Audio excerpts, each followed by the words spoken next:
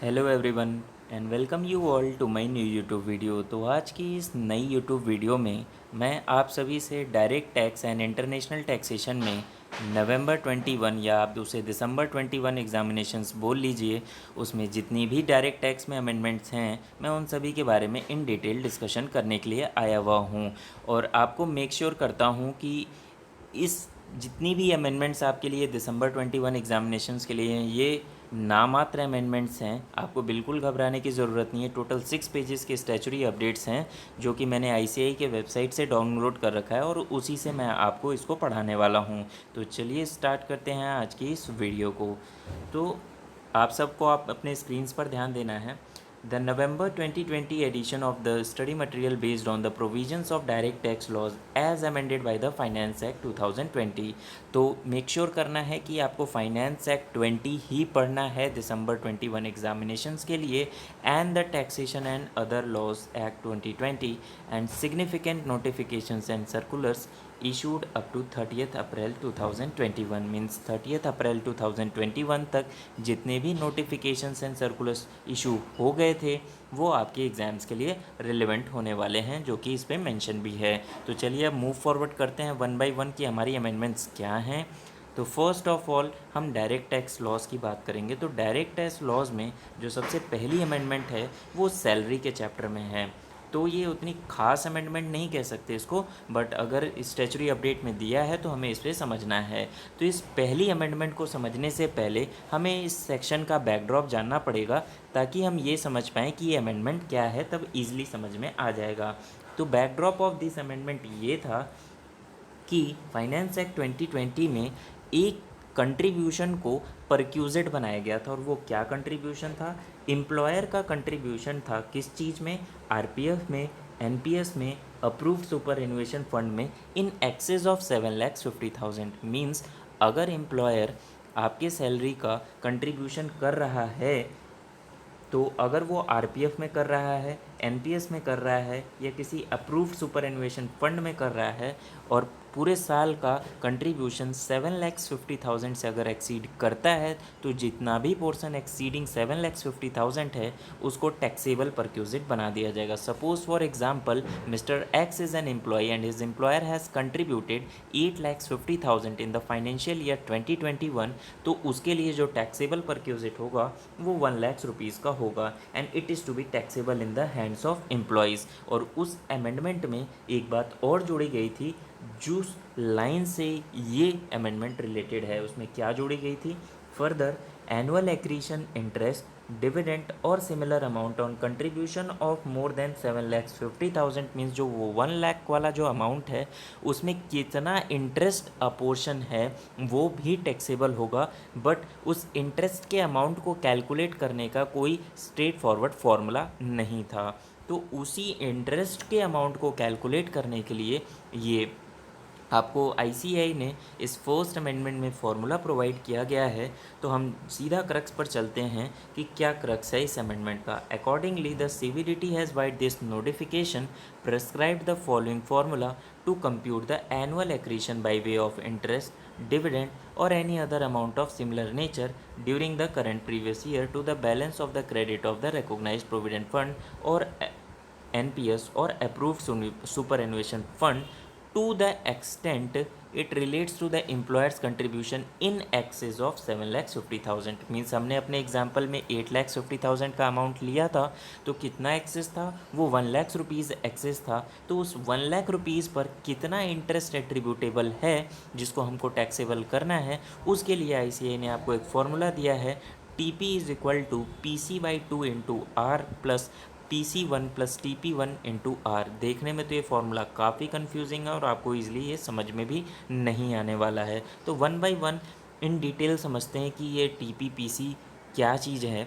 और आपको मैं एक चीज़ और बता दूं इस फार्मूला को पढ़ाने से पहले कि ये जो PC1 plus TP1 into are है, ये आपके इस करंट प्रीवियस ईयर के लिए एप्लीकेबल नहीं है।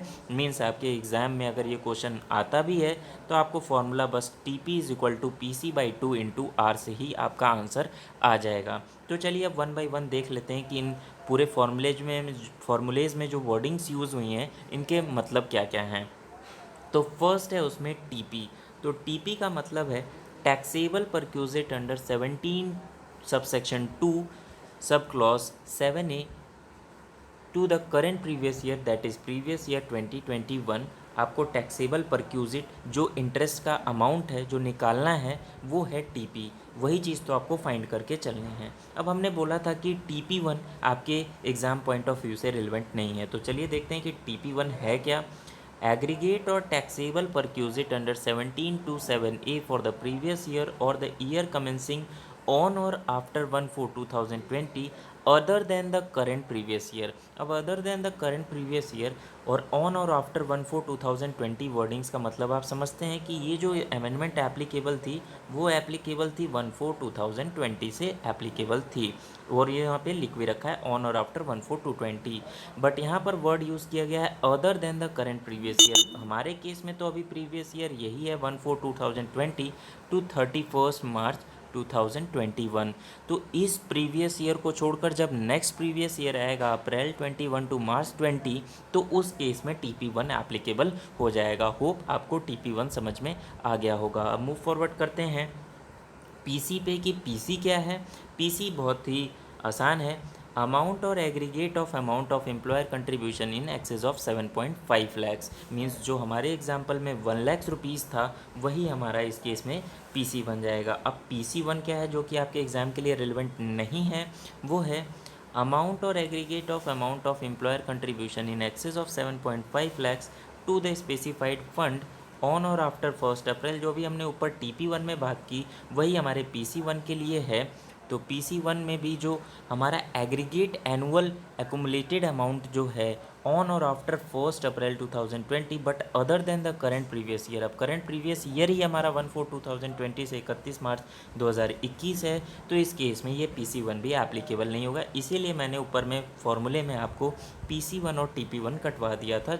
ओके, अब मूव फॉरवर्ड करते हैं अपने लास्ट फॉर्मूले के लास्ट वर्डिंग पर जो कि है आर में बोलता है आई डिवाइडेड बाई FAVG। अब ये आई क्या है? आई इज़ अमाउंट और aggregate of income accrued during the current previous year in specified fund. Means जो करेंट प्रीवियस ईयर की आपकी इंटरेस्ट इनकम है वो हमारा आई है। मीन्स जितनी भी इंटरेस्ट इनकम होगी हमारी current previous year means previous year 2021 की, वो हमारा आई को डिनोट करेगा। अब ये डिवाइडेड बाई FAVG क्या है? FAVG है अमाउंट और aggregate of amounts to the balance to the credit of specified fund on the first day of the current previous year. Means कोई भी एक्यूमुलेटेड अमाउंट इंक्लूडिंग इंटरेस्ट जो हमारे PF fund में या NPS में या अप्रूव्ड सुपरन्यूशन फंड में accumulated था on 1 April plus the amount or aggregates of amount to the balance of the credit of specified fund on the last day of the current previous year means 31 March 2021। Last day पे क्या annual accretion था, अरे annual accumulation था, और first day पे क्या annual accumulation था, contribution plus interest दोनों का बैलेंस डिवाइडेड बाई 2 आप कर दोगे तो FAVG आ जाएगा। अब इस फॉर्मूले को समझने के लिए इंस्टीट्यूट ने एक एग्जाम्पल भी दे रखा है, आइए हम उस एग्जाम्पल को सॉल्व करते हैं तो ये चीज़ें और अच्छे से समझ में आ जाएंगी। देखिए यहाँ पर नोट के थ्रू ICAI ने बताया है हमें कि PC1 प्लस TP1 हमारे एग्ज़ाम पॉइंट ऑफ व्यू से रिलेवेंट नहीं है। It may be noted that the second part of the formula, namely PC1 and TP1, will not be relevant for the previous year 2021 since this is the first previous year for which the perquisite valuation provision is applicable. Therefore, this part of formula may be ignored while computing the perquisite value for assessment year 21-22 जो मैंने आपसे ऊपर discuss कर लिया था। आइए अब example के थ्रू इस फॉर्मूले को अच्छे से समझते हैं। एग्जाम्पल में क्या है, suppose X Private Limited has contributed 8,50,000 during the previous year 2021। तो इसमें टैक्सेबल परक्यूजिट क्या है? In excess of 7,50,000 will be the taxable perquisite means 1 lakh rupees towards recognise provident fund to the account of mister A. तो mister ए के लिए taxable perquisite क्या बन जाएगी? 1 lakh rupees. Mister A had also made an equivalent contribution means 8,50,000 का equivalent contribution mister A ने भी किया। Balance in RPF account as on 1/4/2020 is 32 lakhs. Means opening balance जो RPF में था, जो कि हमने RAVG वाला अभी देखा था ना, FAVG वाला, उसमें जो ओपनिंग बैलेंस है वो आपको दे रखा है 32 लैक्स का। Interest accrued in his RPF during the previous year is 3,44,250 दे रखा है। Okay, and the taxable perquisite अब आपको कैलकुलेट करना है। तो आप फॉर्मूला क्या यूज़ करेंगे, TP is equal to PC/2 into R, और इसको आप कट कर सकते हैं। तो TP आपको निकालना है। तो PC इस केस में क्या हो जाएगा, तो PC आप देख सकते हैं 7,50,000 माइनस 8,50,000, 1 लैक्स का जो एक्सेस बैलेंस कंट्रीब्यूशन है वो आपका टैक्सेबल परक्यूजिट बनेगा, डिवाइडेड बाई आपको 2 कर देना है। तो ये चीज़ तो आप समझ गए होंगे। मेन मुद्दा है कि आपको R को कैसे कैलकुलेट करना है। तो R को कैलकुलेट करने का जो फॉर्मूला था वो था I डिवाइडेड बाई FAVG। अब I क्या है, आई आपको क्वेश्चन में दे रखा है पूरे प्रीवियस ईयर की इंटरेस्ट इनकम कितनी है, 3,44,250। तो आपको कैसे कैलकुलेट करना है, आइए इसको हम कैलकुलेट करके देखते हैं। तो आपको दे रखा है 1,00,000 रुपीज़ का आपका टैक्सेबल परक्यूजिट हो गया। आपको इसको करना है डिवाइडेड बाई 2 इंटू आपका 3,44,250 का इंटरेस्ट हो गया, डिवाइडेड बाई अब आपको FAVG चाहिए। तो FAVG क्या है, FAVG में आपको ओपनिंग बैलेंसेस लेना है, जो PF का कंट्रीब्यूशन है प्लस जो इंटरेस्ट का बैलेंस है, तो वो हमारे केस में कितना था, 32 लैक्स का था। ठीक है, फिर ड्यूरिंग द प्रीवियस ईयर कितना कंट्रीब्यूशन हुआ, during the previous year contribution जो हुआ वो हुआ 8,50,000 का एम्प्लॉयर का और 8,50,000 का आपका हो गया एम्प्लॉय का। तो और प्लस 3,44,250 आपका इंटरेस्ट इनकम हो गया। तो आपका क्लोजिंग बैलेंसेस भी आ जाएंगे। तो क्लोजिंग बैलेंसेस आपका क्या आ जाएगा, क्लोजिंग बैलेंस जब आप देखकर चलोगे तो उस केस में आपको क्लोजिंग बैलेंस कैलकुलेट करके चलना पड़ेगा। तो क्लोजिंग बैलेंस और ओपनिंग बैलेंस को जब आप कैलकुलेट करोगे, आप एग्जांपल देख के कैलकुलेट कर लीजिएगा, तो आपकी जो टोटल फिगर आएगी वो आएगी 84,44,250। इसको आपको डिवाइड करना है डिवाइडेड बाई 2। तो पहले आप इसको डिवाइड कर लीजिए। तो डिवाइड करने पे क्या आता है, डिवाइड करने पे आपका सिनेरियो ऐसा आएगा, 1,00,000 को जब आपने डिवाइडेड बाई 2 किया तो उसमें आ गया आपका 50,000 इंटू 3,44,250 आपका इंटरेस्ट का अमाउंट था। और जब आपने 84,44,250 को डिवाइडेड बाई 2 किया तो उस केस में आ गया आपका 42,22,125। तो अब इसको आपको डिवाइड कर लेना है। तो 50,000 इंटू 0.08153। तो जब आप इसको इंटू करेंगे तो आपका आंसर आ जाएगा 4077। मीन्स ये वाला जो अमाउंट है यही इंटरेस्ट इनकम है जो 1,00,000 रुपीज़ पर एट्रीब्यूटेड है as per the formula given by ICAI। तो होप आपको इस एग्जांपल से ये अमेंडमेंट बिल्कुल अच्छी तरीके से समझ में आ गई होगी। ओके, अब मूव फॉरवर्ड करते हैं हम अपने सेकंड एग्जांपल पर। देखिए, आपको मैं यहाँ पर दिखा भी देता हूँ जो ICAI ने सोल्यूशन कर रखा है FAVG को निकालने के लिए, क्योंकि आप कह रहे होंगे कि ये FAVG में आपने जो 84,44,250 की फिगर लाई वो किस तरीके से लाई है। तो उसको कैलकुलेट करने का फॉर्मूला मैं आपको दिखा देता हूँ। ये आपका ओपनिंग बैलेंस था 32 लैक्स का। अब ये 52,44,250 कहाँ से आया, वो आया 32 लैक्स प्लस 850 एम्प्लॉयर कंट्रीब्यूशन था, फिर उसके बाद 850 आपका एम्प्लॉय कंट्रीब्यूशन था, फिर ये आपका इंटरेस्ट वाला पोर्शन था। तो इन सब को जब आप टोटल करेंगे तो 52,44,250 आया। और जब आप 32 लैक्स प्लस 44,250 को ऐड ऑन करेंगे तो आपका आ जाएगा 84,44,250। और उसको जब आपने 2 से डिवाइड किया तो आपका आ गया 42,22,125। अब आपको पूरी तरीके से फर्स्ट अमेंडमेंट क्लियर हो गई होगी, जो कि हमारे सैलरी चैप्टर से दी गई है इंस्टीट्यूट के द्वारा। अब मूव फॉरवर्ड करते हैं अपने सेकेंड अमेंडमेंट की तरफ। सेकेंड अमेंडमेंट है हमारी PGBP के चैप्टर में। उसमें क्या बोला गया है, ये बहुत ही एक इंटरेस्टिंग पॉइंट है। ओके, तो आप सभी जानते होंगे कि फाइनेंस एक्ट 20 में जो हमारी ड्यू डेट्स की गई थी उसको चेंज किया गया था। अब वो ड्यू डेट्स को कैसे चेंज किया गया था, जो आपके टैक्स ऑडिट्स के लिए ड्यू डेट थी, जो आपकी टैक्स ऑडिट के लिए लास्ट ड्यू डेट थी विदाउट एक्सटेंशन, वो है 30 सितंबर। ओके, और जो आपकी रिटर्न फाइलिंग के लिए ड्यू डेट थी वो 1 month after the tax audit date. तो रिटर्न फाइलिंग के लिए आपकी क्या थी, 30 अक्टूबर। मीन्स 1 महीने पहले आपको टैक्स ऑडिट क्लियर करनी है।